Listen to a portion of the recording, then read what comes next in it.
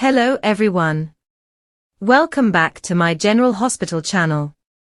General Hospital recaps for Friday, November 7th reveal Jack Brennan Chris L. McKenna delivered bad news, and Emma Scorpio Drake Braden Bruner failed to snatch Britt Westbourne's Kelly Thibaud keys. Also, Lucas Jones Van Hansis accepted Marco Rios Adrian Anchondo request to move in together, and Carly Spencer Laura Wright updated Valentin Cassadine James Patrick Stewart. Jack's bad news.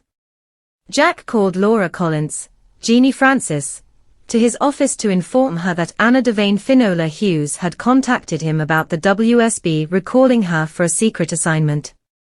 Laura was shocked that Anna would leave her position as police commissioner, and insisted on speaking to Anna directly.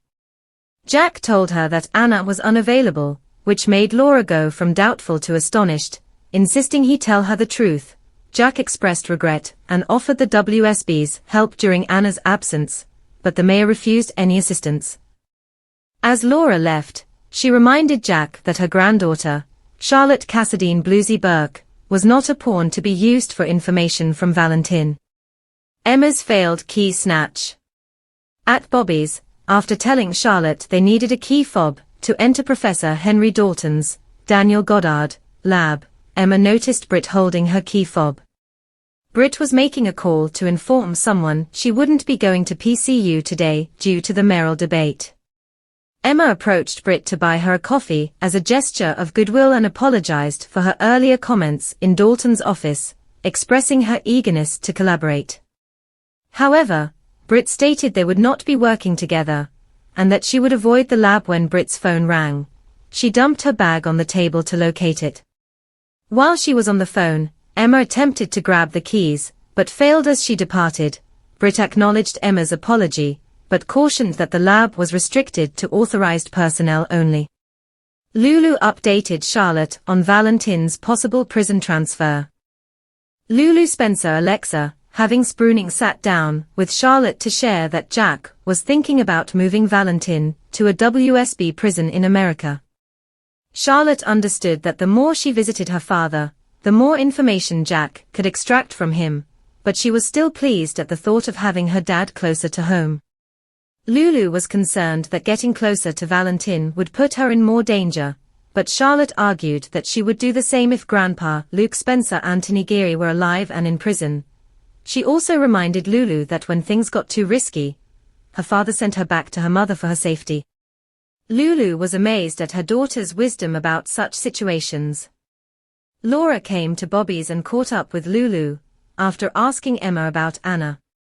While visiting Bobby's, Laura saw Emma and inquired about Anna, finding out that Anna had left her granddaughter a voicemail about going out of town for WSB work.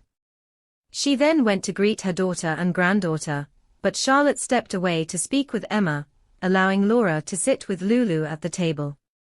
Laura voiced her worries about Anna vanishing just before the mayoral debate, and her concern that Ezra Boyle Daniel Cosgrove would exploit that against her.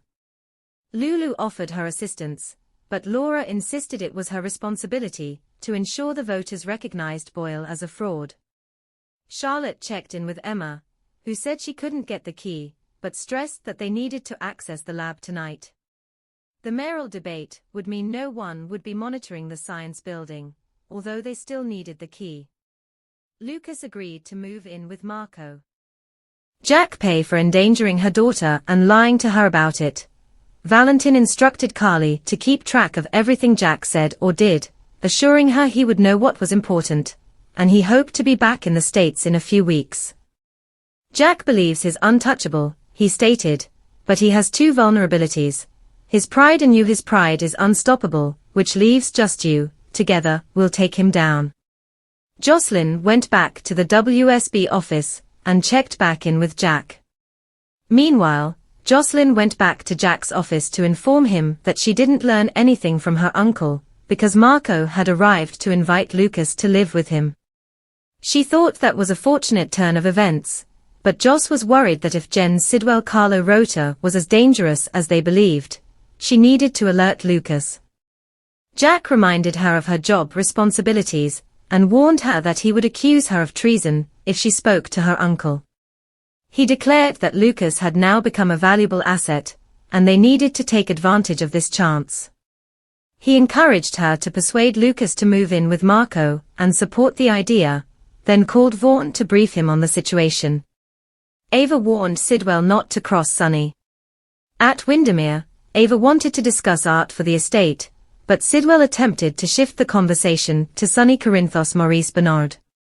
She politely refused to talk about her daughter's father while recalling his threat to kill her, trying to keep their delicate peace intact. Sidwell claimed he also desired peace with Sunny, but Ava retorted that after Charlie's was destroyed, he forfeited that opportunity. If Sunny Corinthos sees you as a danger to his children, she cautioned, there will be no peace, there will be no compromise, there will be nowhere to hide. Sidwell inquired if Ava believed Sunny was behind Marco's disappearance, and she acknowledged that it appeared probable. Britt surprised Sidwell. As he escorted Ava out, Sidwell turned on the charm a bit more, only to be surprised when Britt appeared in a doorway behind him. Sidwell was annoyed that Britt had just walked in uninvited. He stressed to her how crucial it was to keep an eye on Dalton. Britt didn't want to act as a spy and suggested that he should just pay Dalton off and be done with him. However, he reminded her that she was still working for him and pointed out how much better her health had become. At that moment, Lucas came in with Marco and was shocked to see Britt. Sidwell quickly devised a cover story. To cover up, Sidwell said he had reached out to Britt for a concierge doctor, only to discover she had lost her medical license. Lucas teased her, calling her just Miss Westbourne now, and she replied that she was already working on getting her license back. Sidwell escorted her out, and Marco was astonished that she could treat patients again. She may be a terrible person, but she's a good doctor, Lucas said with a shrug.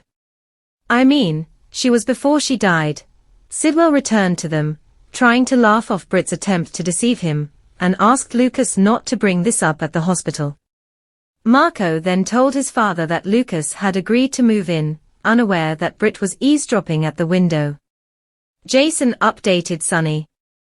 Jason Morgan Steve Burton told Sunny they secured the Rochester ports as a backup if Sidwell took their piers in Port Charles, but he suggested it would be easier to eliminate Sidwell. Sunny was worried about what Sidwell was bringing into town, and Jason pushed him to act before it was too late. Sunny cautioned that they couldn't directly confront Sidwell, because Justine Turner Nazneen Contractor was closely watching them, and the WSB might be tracking Jens. He was also anxious about Lucas threatening to go to the police after the incident with Marco, along with Christina Corinthos Davis's Kate Monsey involvement. Sunny believed that taking out Sidwell would risk alienating those he cares about and insisted they needed more information on Sidwell's plans, his associates, and Marco's role. Thanks for watching, and we'll see you in the next video.